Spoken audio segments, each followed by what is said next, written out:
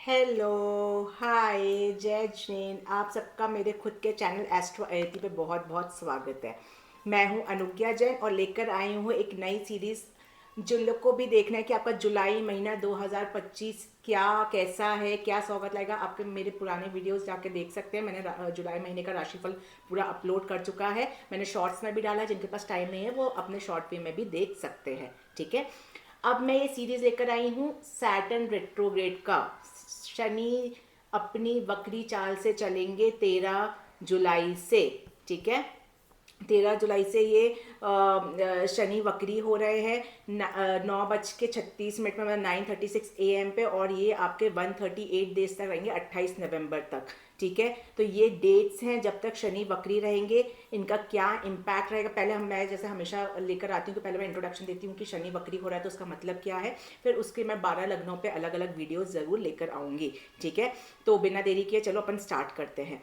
देखो, वक्री मतलब रेट्रोग्रेड मतलब क्या होता है। जैसे मैं आपको एक बहुत इजी वे में एग्जांपल देती हूँ। आप जब एक ट्रेन में बैठे होते हो और आपके साइड से कोई दूसरी ट्रेन बहुत फास्ट स्पीड में निकलती, तो आपको कैसा लगता है कि आप पीछे जा रहे हो, वो ट्रेन आगे जा रही है। आपने बहुत बार, ये तो मेरे को लगता है हर एक किसी ने फील किया होगा। एग्जैक्टली सेम ये रेट्रोग्रेड मोशन का होता है। इसमें क्या होता है, जब जब प्लैनेट सूर्य से बहुत दूरी जाते हैं या बहुत दूर डिस्टेंस पे आते हैं, तो जो सूर्य रोटेट हो रहा है, ठीक है, और दूसरा प्लैनेट जो रोटेट हो रहा है, वो ऐसा प्रतीत होता है अर्थ से। हम कहाँ रहते हैं, अर्थ पे, तो हम किससे कंपैरिजन करेंगे, अर्थ से। तो अर्थ, जब अर्थ को अपनी ट्रेन मान लो जहाँ पे आप बैठे हुए हो, और दूसरा प्लैनेट जो है जो वक्री हो रहा है, जैसे अभी शनि वक्री हो रहा है, तो उसको दूसरी ट्रेन मान लो, वो बहुत फास्ट स्पीड से चल रहा था अभी तक। ठीक है, तो अब वो एकदम से जब वो निकलेगा तो आपको ऐसा लगेगा कि वो पीछे जा रहा है। पीछे जाता नहीं है, बट वो हमको ऐसा फील होता है। ठीक है, तो ये ही चीज रेट्रोग्रेड मोशन की होती है। बिल्कुल साइंस है, एस्ट्रोलॉजी बिल्कुल साइंस है, उसका हर एक कंपैरिजन किया गया है चीजों से। ठीक है, तो इसको हम लोग वक्री चाल रेट्रोग्रेड मोशन बोलते हैं। अब एस्ट्रोलॉजिकल की भाषा में इसको समझें तो क्या होता है। वक्री मतलब जैसे मैंने क्या बोला, पीछे जा रहा है। तो अब जहां पे भी शनि आपका ट्रांजिट करेगा, जब भी वो वक्री होगा, तो अपने पुराने घर का असर देगा। बैक साइड जाएगा मतलब पुराने घर का असर देगा। अब देखो, वक्री जो एस्ट्रोलॉजी में बनाया गया है वो ये चीज़ है कि हम जब लाइफ में अपना चल रहे हैं आगे, ठीक है, हम अपना जीवन जी रहे हैं, तो हम पास्ट में कुछ चीज़ें छोड़कर आ जाते हैं। ये सबके साथ होता होगा। जैसे मैं अगर एक एग्जांपल दूं कि चलो एक आपके फ्रेंड सर्कल का एग्जांपल लेते हैं। कोई एक फ्रेंड है, आप लोग के बहुत अच्छे रिलेशन हैं उसके साथ में, बहुत ज़्यादा आप लोग फ्रेंडली नेचर के हो। ठीक है, आपके 2 साल चले, फिर 2 साल के बाद आप कहीं और अपना करियर के लिए चले गए। ठीक है, वो अपना करियर के कहीं चले गए, आप लोग का एकदम टूट गया, आप लोग ना कनेक्शन, कोई लड़ाई झगड़ा नहीं हुआ लेकिन आप लोग का कनेक्शन टूट गया। ठीक है, अब शनि क्या करता है, या जो भी प्लैनेट वक्री चाल करता है, वो क्या करता है कि जब वो दशा में आएगा या आपके अंदर दशा में आएगा, या जब वो रेट्रोग्रेड होगा, तो अचानक से आपको एक दिन ऐसे याद आएगा, चलो मैं उस फ्रेंड से जो मेरी छूट गई थी 2 साल पहले, उससे मैं फोन लगा के पूछ लेती हूँ क्या हाल चल रहा है। मतलब पास्ट चीजों से आप कनेक्ट करते हो, या पास्ट चीजों को, या फिर मैं बोलूँ ऐसा कि उस फ्रेंड से आपकी लड़ाई हो गई थी, आपको लगा कि ये इस वजह से लड़ाई हुई थी, चलो सॉल्व कर लेते हैं, तो आप वापस से उस फ्रेंड को, वो जो पास्ट 2 साल पहले लड़ाई हुई थी, उसको उठाओगे, उसको सॉल्व करने की कोशिश करोगे, और फिर अपने लाइफ को आगे चलाओगे। ठीक है, तो ये एक्चुअल रेट्रोग्रेड का मीनिंग होता है। अब देखो, शनि रेट्रोग्रेड हो रहा है, तो शनि क्या होता है, आपका कार्मिक प्लैनेट है, आपको पता है। ठीक है, डिसिप्लिन का कारक है। ठीक है, तो आप लोग ने कुछ इलीगल काम किए थे, या कोई गलत काम किए थे, तो या फिर कोई पास्ट कर्मा ऐसे किए थे जो बहुत बड़े बड़े कर्मा किए थे, तो अब वो वक्री चाल में, या सैटर्न जब रेट्रोग्रेड होता है, वो आपको मौका देता है कि आप अपने आप को सुधारो, उसको इम्प्रूव करो, उस मिस्टेक से सीखो और अपने लाइफ में आगे बढ़ो। ठीक है, समझ में आ गया इतना।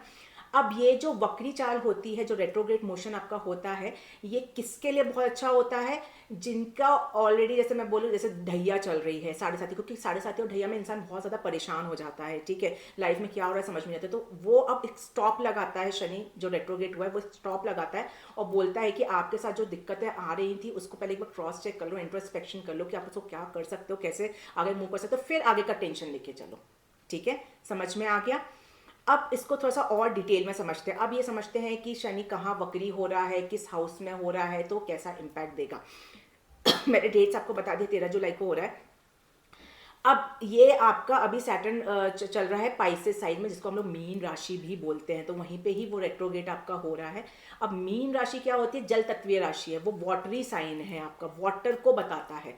ठीक है, अब उसका लॉर्ड क्या होता है, जुपिटर। जुपिटर, ठीक है, अब जो मीन राशि होती है वो कालपुरुष में देखो ट्वेल्थ हाउस क्या हो गया, आपका खर्चों का हो गया, सबसे इंपॉर्टेंट आपके मोक्षा का हो गया, स्पिरिचुअल अवेकनिंग का हो गया, फॉरेन कनेक्शन का हो गया, ठीक है। तो ये सब हमारा क्या हो गया, मीन साइन हो गया, ठीक है। अब जो आपका जुपिटर है, जुपिटर क्या मैंने बताया, हमेशा बहुत बार बताया कि जुपिटर आपके बहुत सारी इंपॉर्टेंट चीज़ों को हैंडल करता है, आपकी शादी हो गई, बच्चे हो गए, फाइनेंसेस हो गए, तो वो सेकेंड हाउस, फिफ्थ हाउस, आपका सेवेंथ हाउस और आपका सॉरी आपका नाइन्थ हाउस, टेंथ और 11th, ये सबको आपको जुपिटर हैंडल करता है, तो ये बहुत ही ज़्यादा इंपॉर्टेंट रहता है।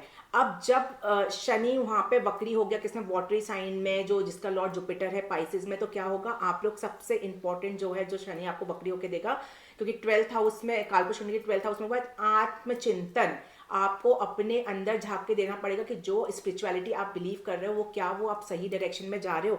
तो ये मैं एक जनरल बता रही हूँ, फिर मैं क्या 12 साइंस पे इम्पैक्ट रहेगा वो मैं अलग लेकर आऊंगी, ठीक है। ये मैं आपको जनरल पहले इंट्रोडक्शन दे रही हूँ, ठीक है। तो आप लोग को थोड़ा सा स्पिरिचुअल अवेकनिंग होगी, आप अंदर झांक के देखोगे कि क्या आप जो लाइफ में जी रहे हो या जो कर रहे हो वो सही है कि नहीं है। दूसरी चीज़ है कि थोड़ा सा डिसिप्लिन लगाओगे, अगर आप कोई गलत आदतों में पड़े थे या कोई गलत काम कर रहे थे तो आप पास्ट अपनी मिस्टेक से सीखोगे और उस पर पूरा पूरा आप लोग अपना डिसिप्लिन लगाने की कोशिश करोगे, ठीक है। दूसरी चीज़ है कि स्पिरिचुअल अवेकनिंग होगी तो आप अपने पास्ट कर्मा को क्लीन करने की कोशिश करोगे, जो भी आपने पास्ट में कर्मा किए थे उसको आप लोग हटाने की कोशिश करोगे, उसको सुधारने की कोशिश करोगे। तो ये एक बहुत अच्छा, देखो रेट्रोग्रेड प्लैनेट ऐसे लोग बहुत खराब बोलते हैं, लेकिन देखो अगर उसको हर एक चीज़ को हम पॉजिटिव वे में ले सकते हैं, ठीक है। अब कुछ पास चीज़ें आ रही तो हम लोग उससे परेशान होते हैं, वापस से वो चीज़ आ गई, ऐसा नहीं, वो क्यों आई है ये आपको समझना पड़ेगा। अगर आपने वो चीज़ समझ ली ना, मेरा गारंटी है कि आप लोग सैटर्न रेट्रोग्रेड को इतने अच्छे से यूज़ कर सकते हो। अब क्या है कि आप लोग पास चीज़ों को अपना क्लीन करोगे, मैं आपको पूरी स्टोरी बता रही हूँ, पास चीज़ों को क्लीन करोगे, क्लीन करने के बाद चीज़ें थोड़ी सी डिले होंगी तो उसमें आपको प्लानिंग के लिए टाइम मिलेगा, प्लानिंग के बाद आप लोग वापस से रीस्ट्रक्चर करोगे अपनी पुरानी चीज़ों को। तो देखो कितना अच्छा है, स्पिरिचुअलिटी से आप लोग अवेकनिंग होकर अपनी चीज़ों को अंदर चीज़ों को सुधारोगे, पास्ट कर्मा को क्लीन करोगे, उस वजह से चीज़ें थोड़ी सी डिले होंगी, उसमें आप लोग अपनी थोड़ी प्लानिंग करोगे और फिर वापस से अपनी लाइफ को आपको कैसे आगे जीना उसको रिकंस्ट्रक्ट या रीस्ट्रक्चर वापस से करोगे। और वो किसके आधार पर करोगे, जो आपने पास्ट लाइफ में जो लेसन सीखे हैं उसको ध्यान में रखते हुए आप अपने आगे की लाइफ को प्लानिंग करोगे। तो देखो कितना अच्छा ये शनि वक्री का टाइम लेकर आ रहा है, ठीक है। अब मैंने आपको जैसे बताया कि जो जुपिटर होता है वो किसका कारक है, ड्रीम्स का, मोक्षा, इमेजिन, स्पिरिचुअलिटी, ठीक है, आपकी नॉलेज, ये सब चीज़ का कारक होता है। और सैटर्न जो होता है तो वो आपको हर चीज़ में इमोशनल बाउंड्रीज है, हर चीज़ में आपको अंदर लग जाएगा इमोशनल बाउंड्रीज। आप चेक करोगे कि मैं बहुत ज़्यादा इमोशनल तो नहीं हो रही हूँ या किसी के साथ मैं ऐसा तो नहीं कर रही हूँ, तो उस चीज़ पर आप लोग एक बार रिजॉल्व करने का, कुछ डर है आपके अंदर का, कोई डर बैठा हुआ है तो उस पर आप लोग ओवरकम करने की कोशिश करोगे, ठीक है। और कोई भी चीज़ आप करोगे ना, तो क्योंकि सैटर्न लॉन्ग टर्म है तो लॉन्ग टर्म कमिटमेंट ले, जैसे स्पिरिचुअलिटी कर रहे हो तो अब वो आप ऐसे नहीं कि आपने करी 2-3 दिन करी और छोड़ दोगे, नहीं, आप जो भी चीज आप करोगे लॉन्ग टर्म के बेसिस पे आप चीजों को करने की बिल्कुल कोशिश करोगे, ठीक है। तो ये जो है वो बहुत ज्यादा आप लोग के लिए अच्छी रहेगी। और थोड़ा सा आप लोग अपना डिटैच होकर रिस्पॉन्सिबिलिटी से थोड़ा सा भागने की कोशिश करोगे इस टाइम पे, ये आप लोग का जरूरत है, क्योंकि आप लोग अंदर इनर वर्ल्ड से थोड़ा सा फाइट करते हो तो बाहर की जो मटेरियलिस्टिक वर्ल्ड की रिस्पॉन्सिबिलिटी होती है उससे थोड़ा सा आप लोग भागने की कोशिश बिल्कुल करते हो, ठीक है। और थोड़ा सा आप लोग को ना, जैसे जब पास्ट कर्म आते हैं तो स्टार्टिंग में थोड़ा सा बोझा लगता है, मतलब ऐसा लगता है कि बोझ कुछ आ रहा है, कुछ बात मात, इमोशनली बहुत ज़्यादा स्ट्रेस फील करते हो, लेकिन वो सब चीज़ भी ना जो मैंने आपको समझाई अगर उसको ध्यान में रखोगे ना, धीरे धीरे करके सब चीज़ें सॉल्व हो जाती है।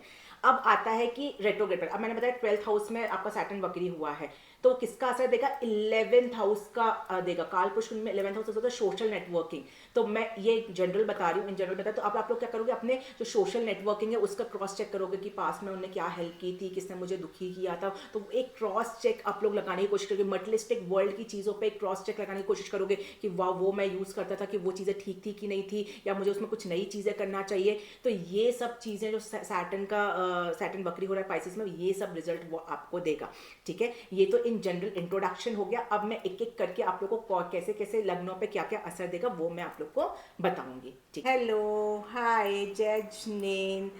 अब मैं लेकर आई हूँ न्यू लग्ना, जिसको बोलते हैं हम कैंसर, कर्क राशि वालों के लिए। देखते हैं कि सैटर्न जो रेट्रोग्रेड हो रहा है, मतलब वक्री हो रहा है पाइसेस साइन में, वो कैंसर या कर्क लगन वालों के लिए या कर्क मून साइन वालों के लिए, चंद्र राशि के लिए भी आप लोग देख सकते हो क्या असर लेकर आता है। चलिए डिटेल में समझते हैं अपन लोग, ठीक है। देखो सैटर्न, सबसे पहले मैं क्या बताती हूँ, आप लोग इंट्रोडक्शन भी ज़रूर जाके देखिएगा, क्योंकि इंट्रोडक्शन में मैंने बहुत अच्छे से चीज़ों को समझाया कि सैटर्न रेट्रोग्रेड का क्या मीनिंग होता है। जब तक आप लोग उस मीनिंग को नहीं समझोगे तो आप लोग हर एक राशि पे क्या असर है वो बहुत डिटेल में, बहुत अच्छी तरह से नहीं समझ पाओगे, ठीक है। और जो लोग लर्न कर रहे हैं एस्ट्रोलॉजी, न्यू स्टूडेंट्स हैं, उनको तो स्पेशली जाके देखना चाहिए, आप लोग को ज़रूर पसंद आएगा, ठीक है। अब जो लोग डायरेक्ट कैंसर मून साइन या लग्ना पे ही आके देख रहे हैं, तो उनको मैं बता दूं कि आप लोग के लिए जो सैटर्न रेट्रोग्रेड हो रहा है वो आप लोग के नवम भाव में हो रहा है, मतलब 9th हाउस में हो रहा है, क्योंकि जो 12 नंबर की राशि है वो आपके 9th हाउस में आती है, ठीक है। अब देखो सबसे इंपॉर्टेंट क्या है, सबसे पहले हम देखेंगे 9th हाउस किस चीज़ का है। 9th हाउस क्या होता है, आपका धर्मा का, सबसे इम्पोर्टेंट धर्म का, गुरु, गुरु मतलब कोई भी मेंटोर, ठीक है। जो जो होता है ना, हम गुरु या मेंटोर हायर करते हैं, जैसे जिम के लिए हायर करते हो, कभी एजुकेशन के लिए ट्यूशन टीचर्स, तो ये सब जो होते हैं जो हम मेंटोर हायर करते हैं वो भी नवम भाव से देखा जाता है। फादर, ठीक है, हमारे पापा या फिर फादरली फिगर जैसे जो लोग होते हैं अथॉरिटेटिव, या जो हम जिनको ऐसे फादर जैसे ट्रीट करते हैं, ठीक है, उन लोग। सबसे इम्पोर्टेंट फॉर्च्यून, आपका लक, ठीक है, हायर एजुकेशन, लॉन्ग ट्रैवल, जो दूर हम ट्रैवल करते हैं अपने नेटिव प्लेस से, हर चीज़ को जो लॉन्ग ट्रैवल है वो नेटिव प्लेस से ही माना गया है, तो इन सब चीज़ों का आपका नवम भाव होता है। अब देखते हैं कि यहाँ पे ये है तो ये क्या असर आएगा। सबसे पहले जो आप लोग को ध्यान देना है वो ये चीज़ है, क्योंकि यहाँ पे सैटर्न रेट्रोग्रेड हुआ है, तो मैंने बताया है कि वो एक भाव पहले का असर देगा, तो 9th हाउस का रिजल्ट किसके बेसिस पे देगा, वो 8th हाउस के बेसिस पे देगा, ठीक है। ये आप लोग को समझना पड़ेगा, ये इंट्रोडक्शन देखोगे तो आपको समझ में आ जाएगा कि मैं ऐसा क्यों बोल रही हूँ। और आपके चार्ट में ये 7th हाउस का लॉर्ड है और 8th हाउस का लॉर्ड है। सबसे इम्पॉर्टेंट चीज़ क्या है, क्योंकि 8th हाउस अब इंक्लूड हो गया है, और सैटर्न की जो 10th दृष्टि आपके सिक्स, तो 6th और 8th दोनों हाउसेस है, तो ये तो आप लोग को मान के चलना पड़ेगा कि आप लोग के लिए जो रेट्रोग्रेड सैटर्न है ये हर्डल्स लेकर आएगा ही आएगा। इन 138 डेज में सबसे इंपॉर्टेंट चीज़ जो आप लोग के साथ है वो है पेशेंस, आप लोग को रखना पड़ेगा। अब 8th हाउस किस चीज़ का होता है, 8th हाउस आपके स्कैम का भी होता है, ठीक है। अब क्या करोगे आप लोग, 8th हाउस हर्डल है, तो हर्डल किस बेसिस पे आएगा, अब मेंटोर्स हैं आपके, जैसे मान लो, ठीक है, तो अब आप लोग जैसे मान लो किसी एस्ट्रोलॉजर्स पे आप बिलीव करते हो या फिर जाते हो, तो अब आप लोग उस पर ऐसे ही नहीं जाओगे। पहले इन 138 डेज में ना आप लोग ये चीज़ निष्कर्ष निकालने की कोशिश करोगे कि वो एस्ट्रोलॉजर अच्छा है कि नहीं है, उसके बाद में जानकारी निकालोगे, ठीक है। या फिर पास्ट में उसने जो कुछ चीज़ें बताई थी उसको उठा के देखोगे, ये बात सही हुई थी, ये बात गलत हुई थी, तो मुझे बिलीव करना चाहिए कि नहीं करना चाहिए। तो पास्ट की चीज़ों को उठा के आप जब निष्कर्ष निकालोगे तब आपको पता चलेगा कि उस पर आपको बिलीव करना चाहिए कि नहीं करना चाहिए। तो ये एक चीज़ है जो आप लोग के साथ इस टाइम पे होगी।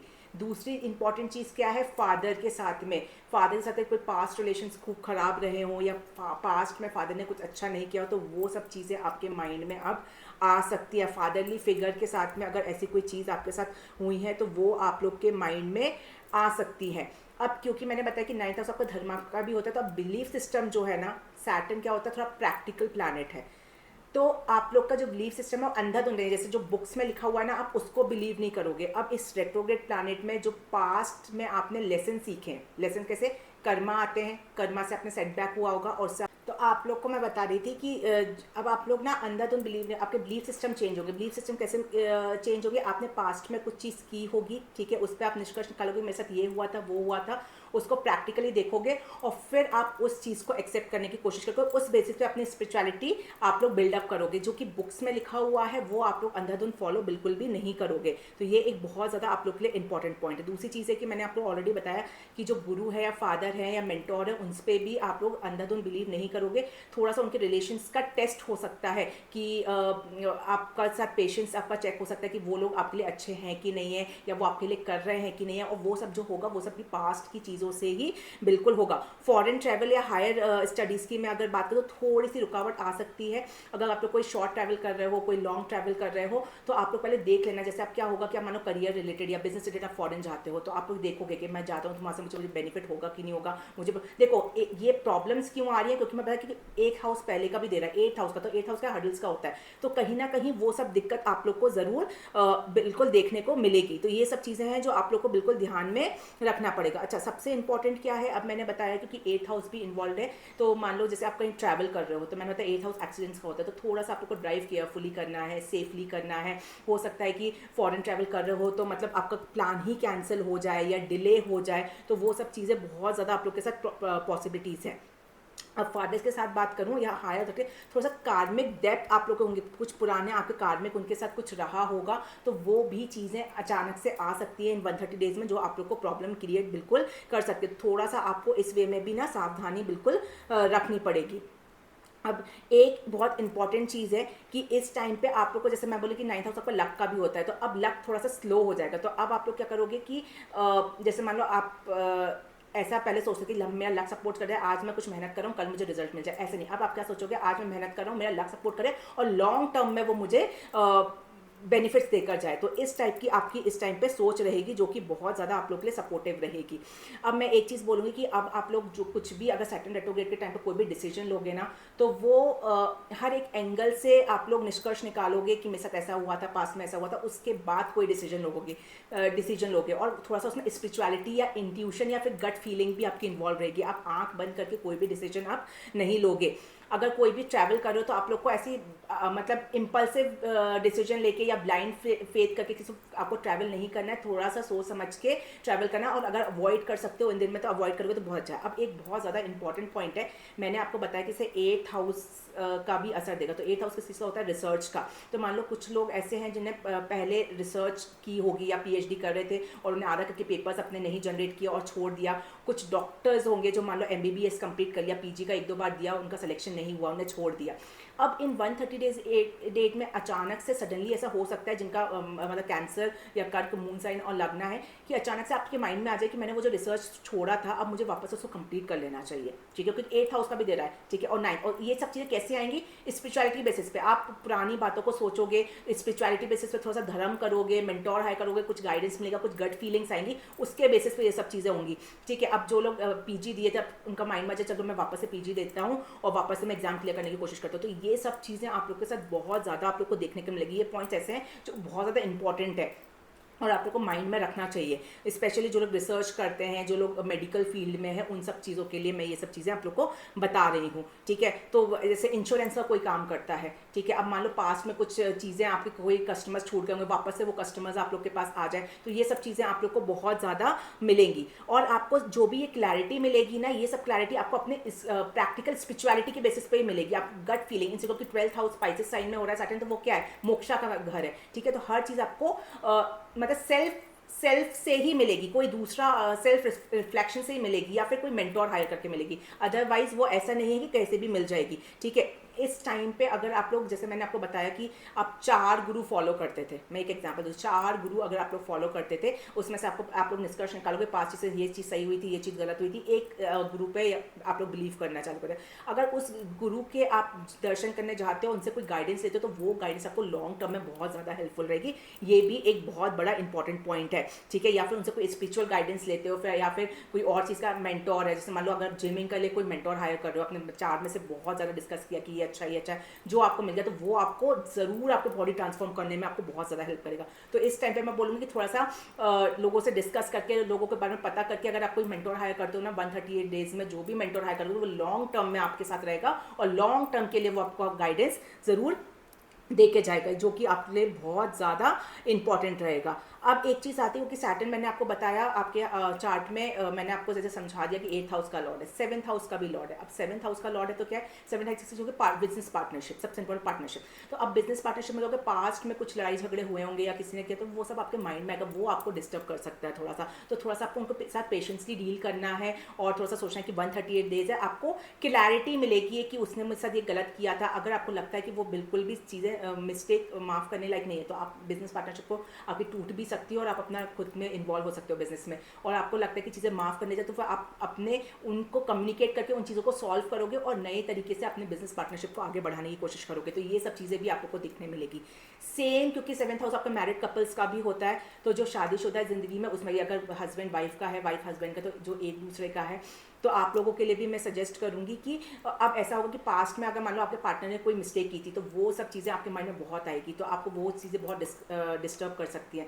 तो मैं आपको बोलूँगी कि सबसे सिंपल है, आप क्या करोगे, उसको कम्युनिकेट करने की कोशिश करोगे कि पास्ट में तुमने मुझे ये किया था, ये मुझे दुख हुआ था, तो थोड़ा सा आप उनसे कम्युनिकेट करो, और कम्युनिकेट करोगे ना तो चीज़ें सॉल्व होंगी। लेकिन हाँ, क्योंकि 8th हाउस इन्वॉल्व है, 8th हाउस का लॉर्ड भी है और 8th हाउस का असर भी दे रहा है, तो देखो हर चीज़ हर्डल के साथ हो, जैसे बिजनेस पार्टनरशिप है या ये है, या फादर से मैं बोलूँगी आपके रिलेशन थोड़े से कार्मिक टेस्ट में, तो हो सकता है पहले लड़ाई झगड़ा हो थोड़ा सा, ठीक है, लड़ाई झगड़ा होने के बाद चीज़ें सेटल हो, फिर रियलाइज हो, फिर उस पर आप लोग इंप्रूव करो अपनी चीज़ों को, और उसके बाद फिर आप आगे लेके जाओ, तो ये वाला बहुत ज़्यादा आप लोग के साथ पॉसिबिलिटी है। तो ये भी चीज़ें हो सकती है। देखो आप लोग को, देखो प्रॉब्लम्स तो आएंगी, 8th हाउस आ जाए, लेकिन उसको कैसे पॉजिटिव वे में कन्वर्ट करना है ये आप लोग को बिल्कुल ध्यान में रखना पड़ेगा। अब सैटर्न की जो डिस्ट्री है, रेट्रोग्रेड डिस्ट्री, वो आपके थर्ड डिस्ट्री आपके 11th हाउस में। अब कोई भी सोशल नेटवर्क है तो उस पर भी आप क्रॉस चेक लगाने की कोशिश करोगे, कोई फ्रेंड सर्कल है, बड़े भाई बहन, छोटे भाई बहन, नेबर्स, ये सब, ठीक है, तो इन पे आप प्रोसेस लगाओगे कि इन लोगों ने कुछ पास्ट में मिस्टेक की थी तो उससे मुझे क्या लेसन सीखना चाहिए, या मैं इस पर भरोसा कर सकता हूँ कि नहीं कर सकता हूँ। तो ये सब चीज़ें हैं जो आप लोग को बिल्कुल आप लोग 138 डेज में करने की कोशिश करोगे। ऐसा भी हो सकता है कि इनके थ्रू आपके पास कोई मेंटोर लेकर आए, कैसे होता है ना, कोई किसी ने किसी को करियर के थ्रू बहुत ज़्यादा हेल्प करता है, या कोई मतलब मैं नेबर्स को कोई हेल्प की, या फ्रेंड सर्कल में, या छोटे भाई बहनों को, तो वो आपको भी रिफर करे। तो आपको अंधाधुंध बिलीव नहीं करना है, ब्लाइंड बिलीव नहीं करना है, पहले आपको देख लेना कि वो इंसान अच्छा है कि नहीं, तभी जाके आप लोग को उन पर बिलीव करने की ज़रूरत पड़ेगी। ये मैं आपको बहुत ज़्यादा सजेशन दूंगी। अच्छा, आपके थर्ड हाउस पे है तो कोई भी ट्रैवल, चाहे शॉर्ट ट्रैवल हो, लॉन्ग ट्रैवल हो, कैसा भी है, उस पर भी आप लोग को प्रॉब्लम्स आ सकती है।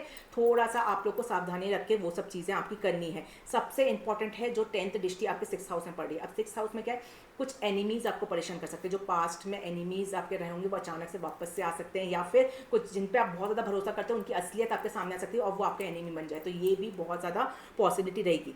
दूसरी चीज़ क्या है 6th हाउस का, मान लो कि एक तो इस टाइम पर कोई नया लोन नहीं लेना, जो लोन आपने पहले ले रखा है उसको रीपे करना है, वो बहुत ज़्यादा ज़रूरी है 138 डेज में। और हो सकता है कि किसी से आपसे किसी ने पैसे लिए हो, ठीक है, और मतलब पैसे आपने किसी से लिए हों और वो आपने उसको वापस नहीं कर पाया, तो अब वो 138 डेज में आपको परेशान कर सकता है कि मेरे पैसे वापस करो, तो उसको भी थोड़ा सा आपको पेशेंसली डील करना पड़ेगा। और मैं बोलूँगी कोशिश करना कि रीपे पूरा कर दो, अगर नहीं कर पा रहे हो, आपकी स्थिति नहीं है, तो प्लीज़ उसको भी आपको थोड़ा सावधानी रख के ही चीज़ों को टैकल करने की ज़रूरत पड़ेगी। ये बहुत ही ज़्यादा इंपॉर्टेंट पॉइंट है। अब एक चीज़ है कि इस वक्त में ना आपको अपनी नीयत बहुत ज़्यादा साफ रखनी है, ठीक है, क्योंकि देखो मैंने बताया कि वो फॉर्च्यून का भी घर होता है, ठीक है, और लक का होता है, फादर का, इन सब स्पिरिचुअलिटी का भी घर है। सबसे इंपॉर्टेंट, अगर आप धर्म तभी कर पाओगे जब आपकी नीयत साफ रहेगी, आपका मन साफ रहेगा, और अगर मन साफ नहीं रहेगा तो आप नहीं कर पाओगे। दूसरी चीज़ क्या है कि आपको अपने एक्शंस को सुधारने की ज़रूरत है। इस टाइम पे जो भी आपके एक्शंस है उस पर एक बार क्रॉस चेक लगाओ कि क्या मैं सही कर रहा हूँ कि गलत कर रहा हूँ, और उसको ठीक करने की आपको बिल्कुल कोशिश करना चाहिए। तो ये था सैटर्न रेट्रोग्रेड का कर्क राशि वालों के लिए, ठीक है, कि मैंने आपको बहुत डिटेल में बताया क्या चीज़ को आपको सावधानी रखनी है, क्या चीज़ को आपको कैसे टैकल करना है, ठीक है। देखो पॉजिटिव पॉइंट्स भी बहुत होते हैं, नेगेटिव पॉइंट्स भी बहुत होते हैं, हर्डल्स तो आएंगे क्योंकि 8th हाउस का है, लेकिन उसको कैसे पॉजिटिव में कन्वर्ट करना है ये मैंने आपको बहुत डिटेल में समझा दिया है। अगर मैं रेमेडीज़ के तौर पर मैं बात करूँ तो आप लोग हर सैटरडे ओम सम शनिश्चराय नमः की चैंटिंग कर सकते हो, जो लोग हिंदू लोग हैं। दूसरी चीज़ है कि सैटरडे के दिन आपको शनि मंदिर ज़रूर जाओ, ठीक है। और मैंने जैसे आपको बताया, ऑलरेडी बता चुकी हूँ कि जो आपके ओल्डी पीपल हैं, जैसे ओल्ड एज होम्स वगैरह हो गया, या कोई गुरु है, उनका आशीर्वाद लेने के लिए आप ज़रूर जाइएगा। ये बहुत इंपॉर्टेंट पॉइंट है, मैंने ऑलरेडी बताया कि अगर आप जो गाइडेंस उनसे लोगे वो लॉन्ग टर्म के लिए रहेगी, तो ये चीज़ आप लोग को ज़रूर करना चाहिए। और अपने गट फीलिंग्स पे आपको बहुत ज़्यादा बिलीव करना है, ये एक बहुत इंपॉर्टेंट पॉइंट है। अगर मैं जैन की बात करूँ तो आप लोग को मुनीश्वर दत्त भगवान की चैंटिंग करना चाहिए। सैटरडे के दिन आप लोग मंदिर जा सकते हो, सैटरडे के मुनीश्वर दत्त भगवान के दर्शन करने जा सकते हो। अपने घर में जो भी आपके ओल्डी पीपल हैं, जैसे आपके पेरेंट्स वगैरह हो गए या फादरली फिगर कोई हो गया, उनके आशीर्वाद ले सकते हो। या फिर मैं आपके यहाँ जो गुरु है, जैसे महाराज जी लोग होते हैं, माता जी यहाँ हैं, महाराज सा लोग हैं, ठीक है, उन लोग के आशीर्वाद लेने के लिए आप लोग जा सकते हो, उनसे कोई गाइडेंस ले सकते हो। तो ये सब चीज़ें जो है आप लोग करोगे तो आप लोग के लिए ये वाला जो सैटर्न रेट्रोग्रेड है वो बहुत ज़्यादा पॉजिटिव असर देगा। तो होप आप लोग को ये पसंद आया होगा। ये कैंसर लगन और मून साइन के लिए था।